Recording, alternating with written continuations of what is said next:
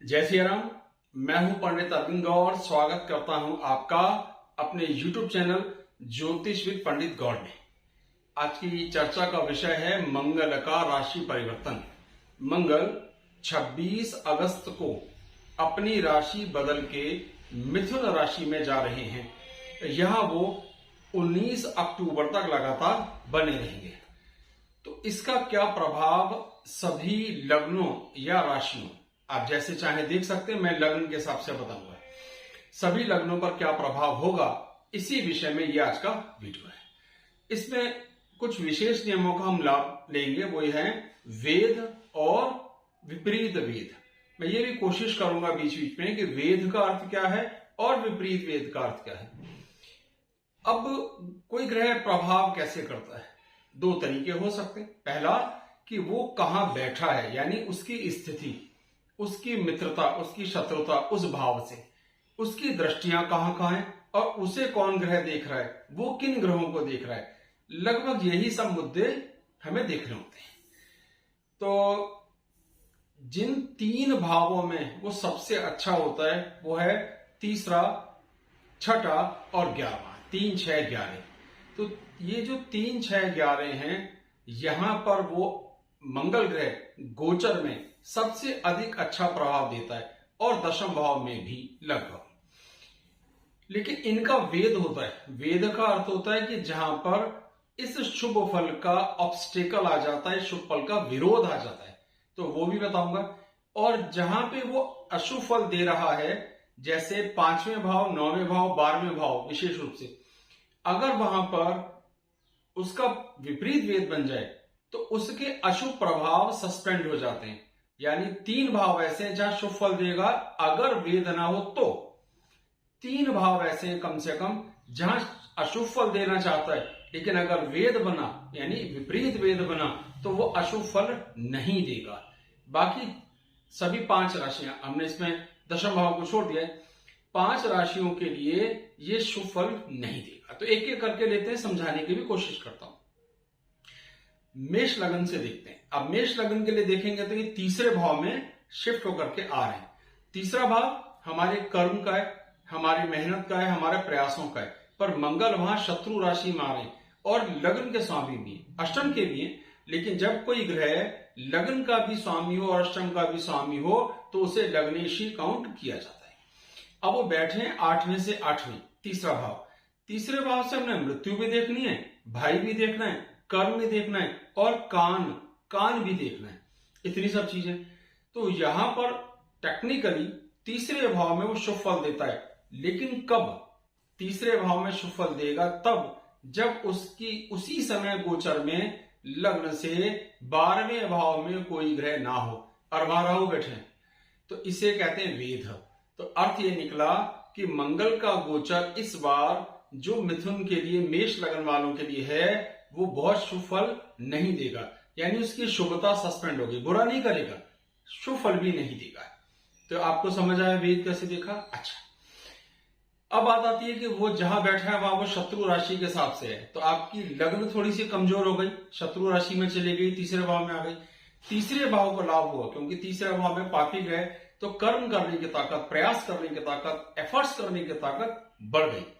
भाइयों से तालमेल की स्थितियों में कुछ सुधार हो सकता है और थोड़े थोड़े मन मुटाव भी हो सकते हैं, क्योंकि वहां वो क्रोध के साथ आएगा, शत्रु भाव के साथ आएगा, इसलिए उतना शुभ लाभ होता हुआ दिखेगा नहीं।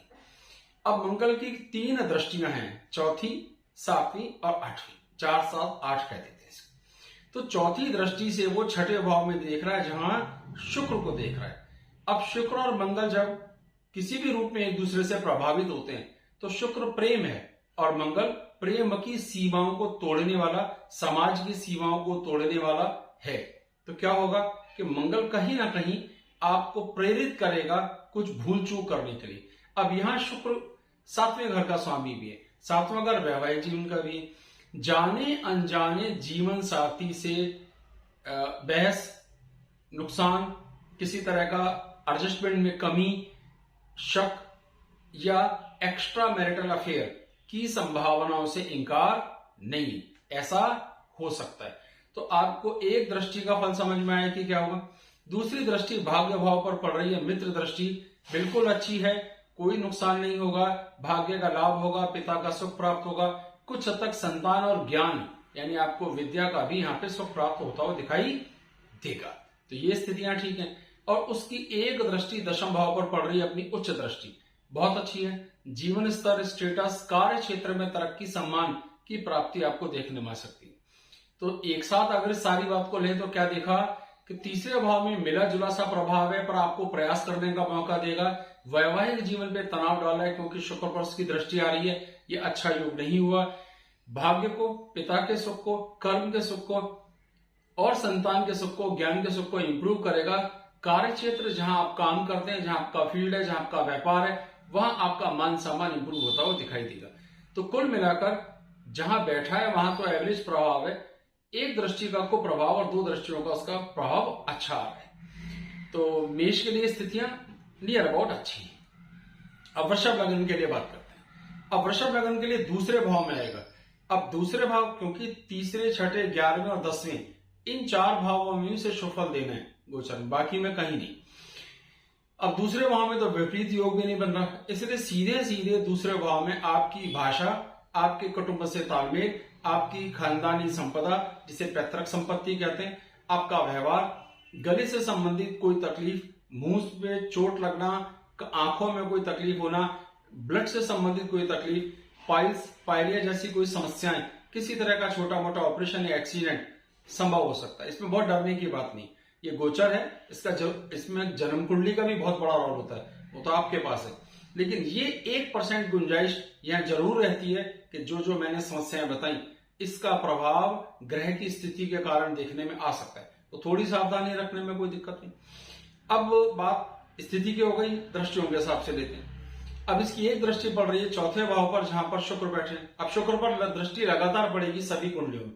अब पांचवा भाव जो कुंडली का है वो हमारे विचार करने का है, सोच समझ का है, कल्पना का। हम कोई चीज सोचते हैं, पहले विचार करते हैं, उसका एक रूप रंग तैयार करते हैं, उस रूपरेखा के हिसाब से क्रियान्वयन होता है। अब शुक्र प्रेम और सूर्य के साथ बैठा है, पहली पीढ़ित, मंगल की पूर्ण दृष्टि पड़ी। आपकी प्लानिंग्स में कुछ गलतियां होंगी जिसके कारण आपका अपमान विरोधी वर्ग, स्त्री वर्ग या पुरुष वर्ग से हो सकता है। अगर आप स्त्री हैं तो पुरुष की तरफ से, पुरुष है तो स्त्री की तरफ से अपमान हो सकता है, आपसे भूल चूक हो सकती है, आप ऐसा कुछ काम कर सकते हैं जो असामाजिक साबित हो जाए।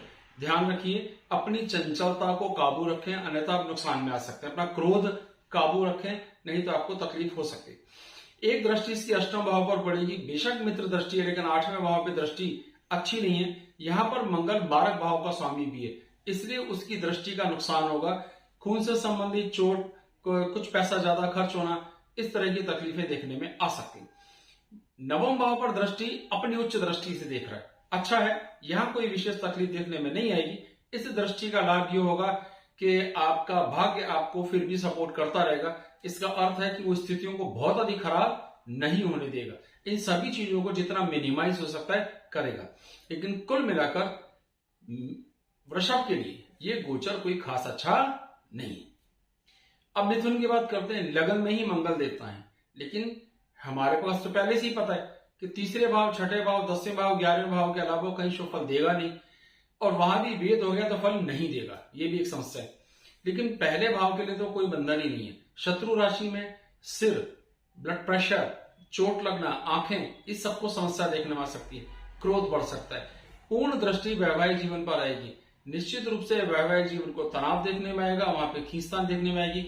चौथे घर पर भी दृष्टि पड़ रही तो क्या हुआ, सुख कम हो रहा है, सुकून कम हो रहा है, मां से तालमेल की दिक्कतें देखने में आ रही है, घर से दूर जाना, शत्रुवत व्यवहार करना, ये देखने में आ सकता है। क्योंकि यहां मंगल छठे से छठे भाव यानी छठे और 11वें दोनों भावों का स्वामी है, भावात भावन से अत्यधिक खराब हो गया। लगन में बैठा तो सेहत को खराब कर रहा है, आंखों को खराब कर रहा है, ब्लड प्रेशर की प्रॉब्लम दे रहा है, वैवाहिक जीवन को खराब कर रहा है, सुकून कम कर रहा है। क्यों? चौथे और सातवें दोनों, चौथे और चौथे से चौथा सातवां, तो सुखों की जबरदस्त कमी करेगा। तो आप बहुत व्याकुल हो सकते हैं, आप बहुत फ्रस्ट्रेट हो सकते हैं, आप बहुत तनाव महसूस कर सकते हैं।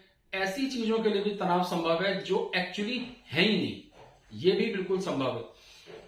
तो चित्त को संभालें, अपने ज्ञान को संभालें, बहुत अधिक व्यथित ना हो, नहीं तो आप बहुत ज्यादा तनाव में आके जीवन साथी के साथ, माता जी के साथ संबंधों को खराब करने वाले। इसकी एक दृष्टि अष्टम भाव पर पड़ेगी, वो भी अब यहाँ लाभ अच्छा नहीं देगी क्योंकि वो खराब घरों का मालिक है। इस कारण तो इसका नुकसान ये हुआ कि आपका जमा पूंजी खर्च हो रही है, आपको यात्राएं ऐसी करनी पड़ेंगी जिसका कोई विशेष लाभ ना हो। अब यात्राओं का लाभ नहीं हो रहा, वैवाहिक जीवन में तनाव हो रहा है, सुखों में तनाव हो रहा है, मन को दुख हो रहा है, ब्लड प्रेशर की प्रॉब्लम हो सकती है, छोटे मोटे चोट। कुल मिलाकर मिथुन लगन वालों के लिए ये गोचर कोई शुभ लाभ नहीं है। बुरा नहीं होता है उतना, क्योंकि आपकी अपनी कुंडली में भी मंगल का एक प्लेसमेंट है, उस पर भी बहुत कुछ निर्भर करता है, लेकिन ये तय बात है कि आपको कोई विशेष शुभ लाभ नहीं हो रहा है। अब कर्क लगन की बात करते हैं। कर्क लगन की बात का अर्थ यह है कि मंगल यहाँ पे 12वें भाव में आए। अभी 12वां भाव जो है खराब घर है, वो विपरीत भाव के हिसाब से देखेगा, क्योंकि जब तीसरे भाव में था तो 12वें भाव से उसका भेद हो रहा था। तो 12वें भाव का भेद होगा, वो किससे होगा? 11वें भाव से। तो अगर जन्म कुंडली में अगर गोचर में उस वक्त जब आपकी लग्न से मंगल 12वें भाव में है और लग्न से 11वें में कोई ग्रह होगा तो विपरीत भेद हो गया। अब इस समय स्थिति क्या है? वहां पर जो बैठे हैं गुरु बैठे हैं, तो गुरु के कारण विपरीत भेद हुआ।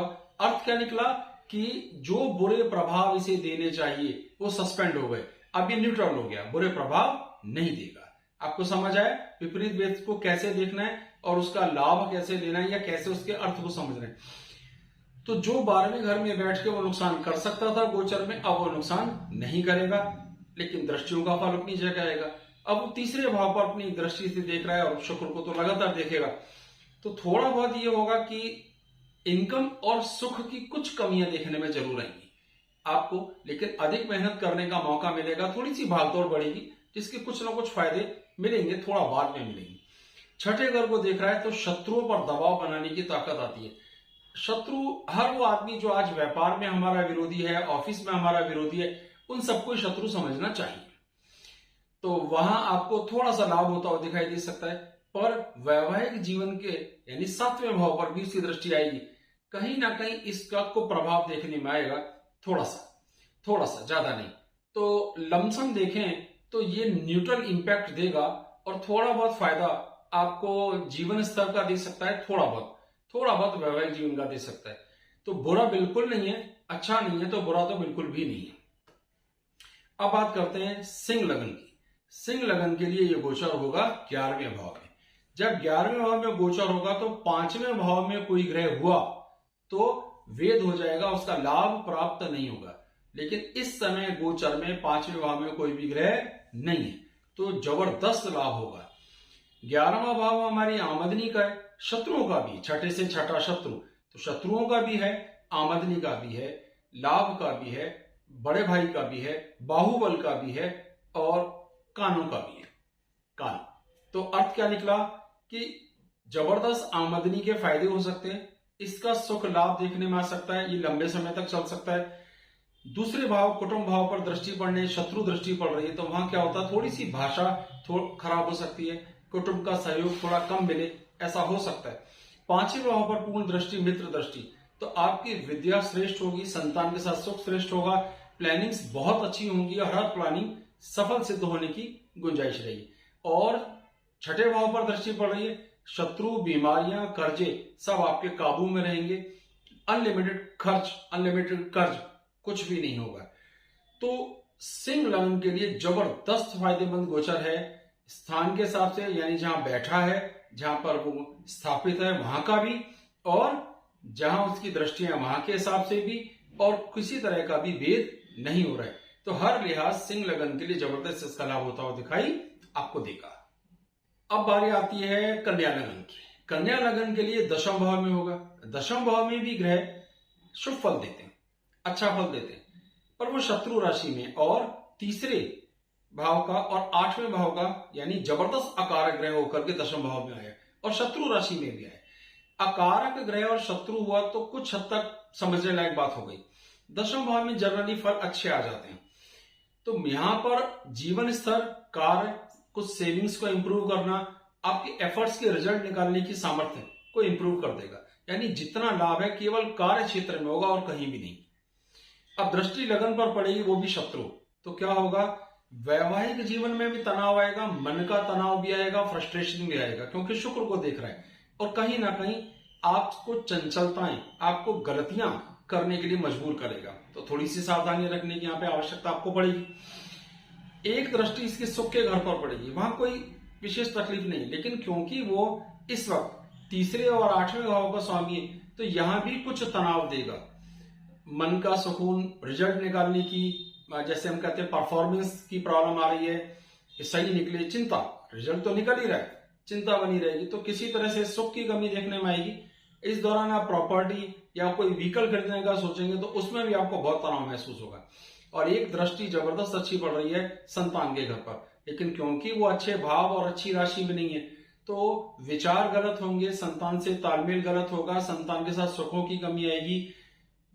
कुल मिलाकर क्या लाभ हुआ, संतान से भी तालमेल नहीं आ रहा, विचारों से भी नहीं आ रहा है, आपकी कल्पनाएं भी आपको नेगेटिव कर रही हैं, आप तनाव महसूस कर रहे हो, आप जीवन साथी से तनाव महसूस कर रहे हो, आप अपने प्रेम में, अपने फ्रेंडशिप में भी तनाव महसूस कर रहे हो, लेकिन सारी परफॉर्मेंस कार्य क्षेत्र पर निकाल रहे हो, तो आपको यह लाभ हुआ, कम से कम एक फील्ड में आपको अच्छा रिजल्ट आ रहा।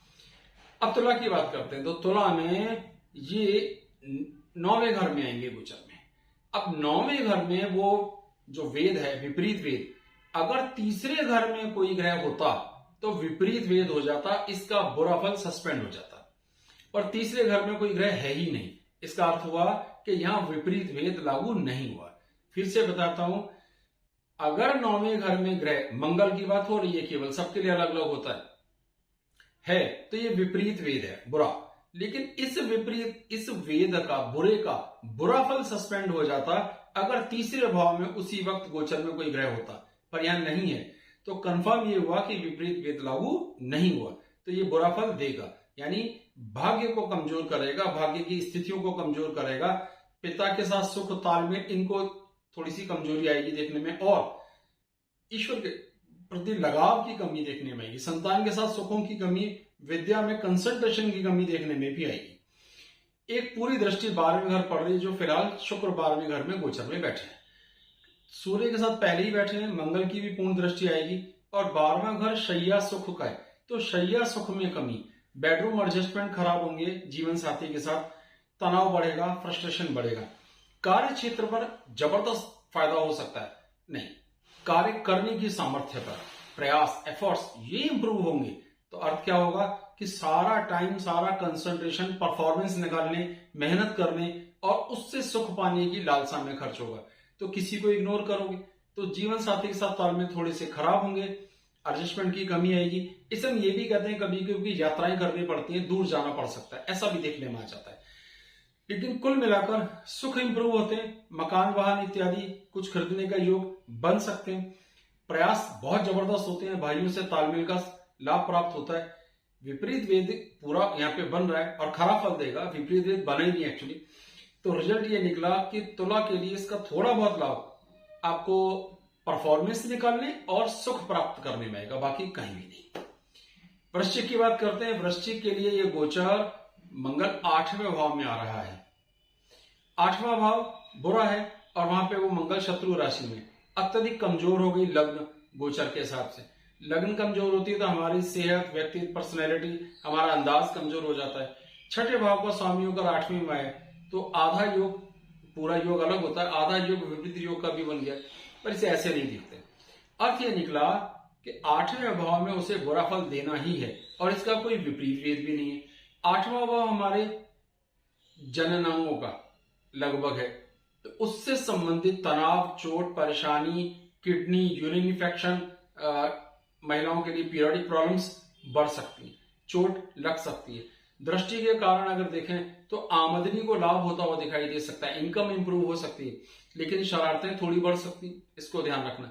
और भाषा खराब हो सकती है, आपकी लैंग्वेज कमांड में थोड़ी दिक्कतें देखने में आएंगी, लेकिन इतने सबके बाद भी काम करने का जुनून, कुछ करके दिखाने का जुनून इंप्रूव होगा, जिसका आपको जबरदस्त लाभ होता हुआ दिखाई दे सकता है। थोड़ा बहुत लाभ, आमदनी इंप्रूव और काम करने के जुनून में आएगा, भाइयों से तालमेल को लेकर आएगा।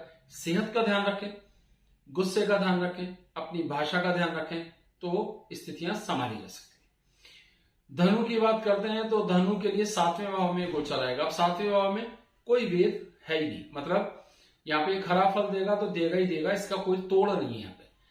7वें भाव में जब ये बैठा है तो ये 12वें भाव का स्वामी भी है और 5वें भाव का स्वामी भी है, तो न्यूट्रल इफेक्ट लिया है। पर यहाँ शत्रु राशि में तो वैवाहिक जीवन में उथल पुथल, दोस्तों के साथ उथल पुथल देखने में आएगी, ये सब देखने में जरूर आएगा। लेकिन कार्य क्षेत्र में आपकी पोजीशन कुछ इंप्रूव होती हुई दिखाई दे सकती है।